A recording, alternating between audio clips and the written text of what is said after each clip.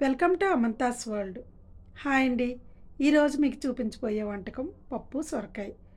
పప్పుని నేను ముందుగా బాగా వేయించుకొని అది కడిగి తగినంత వాటర్ వేసుకొని పసుపు కొంచెం ఆయిల్ వేసి కుక్కర్ పెట్టుకుంటాను.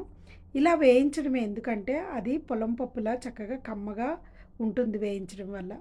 ఈ విధంగా నేను ఎప్పుడు చేసినా అదే విధంగా చేస్తానండి. మీరు కూడా ఒకసారి ట్రై చేయండి. అయితే ఇప్పుడు అది మన కుక్కర్‌లో అవుతూ ఉంటది.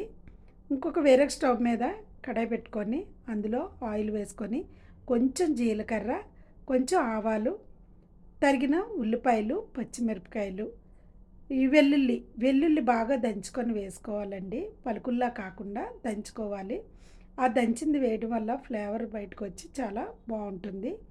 ఈ విధంగా ఏసి కరివేపాకు కూడా వేసిన తర్వాత ఇది మనము కొంచెం చిటికెడు సాల్ట్ వేసుకొని బాగా వేయించుకోవాలి. వేయించుకున్న తర్వాత ఇందులో నేను ఒక కప్పు పప్పు తీసుకున్నాను. ఆ పప్పుకి 3 టమాటాలు తీసుకున్నానండి. ఆ 3 టమాటాలు కట్ చేసుకొని ఈ ఆయిల్‌లో వేసేసుకున్నాను. వేసుకున్న తర్వాత దానికి పచ్చివాసన పోయే వరకు ఒక్క నిమిషం ఆయిల్‌లో మగ్గబెట్టుకొని అప్పుడు నేను ఈ సొరకాయ తరిగి పెట్టుకున్న సొరకాయ ఈ సొరకాయ కూడా చిన్న చిన్న ముక్కలుగా మనం కొంచెం పెద్దగా కట్ చేసుకున్నా ఏం కాదు. అవి కూడా బాగానే మొత్తానికి ఉడికిపోతాయి, మెత్తగా ఉడుకుతాయండి. ఆ విధంగా ఈ సొరకాయ ముక్కలు కూడా ఇందులో వేసుకొని కొంచెం పసుపు, సాల్ట్ వేసి మగ్గబెట్టాలి.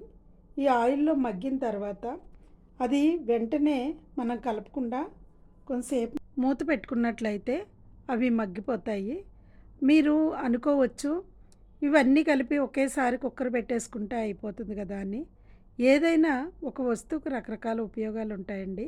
అదేవిధంగా వంటకం కూడా ఒకే ఐటెమ్‌ని అనేక విధాలుగా చేయొచ్చు. కాబట్టి నా స్టైల్‌లో నేను చేస్తున్నాను. ఈ విధంగా మీరు కూడా ట్రై చేసి చూడండి. మీరు ఖచ్చితంగా నచ్చుతుంది. మీకు నచ్చితే గనక ఖచ్చితంగా లైక్ చేయండి, షేర్ చేయండి, కమెంట్ చేయండి.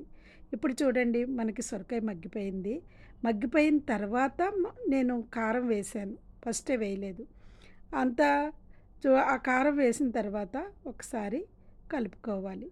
ఇది బాగా కలుపుకున్న తర్వాత మనకి చాలా మెత్తగా ఉడికిపోయింది. ఇదే నిజంగా ఇదే వేసుకొని తినాలనిపిస్తది. అంత బాగా రెడీ అవుతది.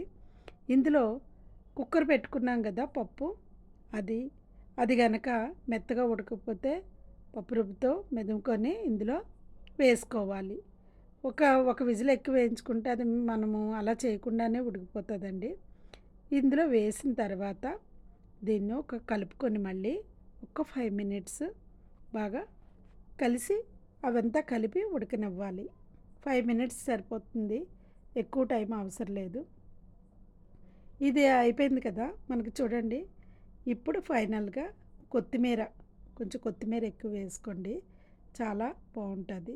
మనకి ఎంతో కమ్మనైన, చక్కని పప్పు, రుచికరమైన పప్పు రెడీ అయిపోయిందండి.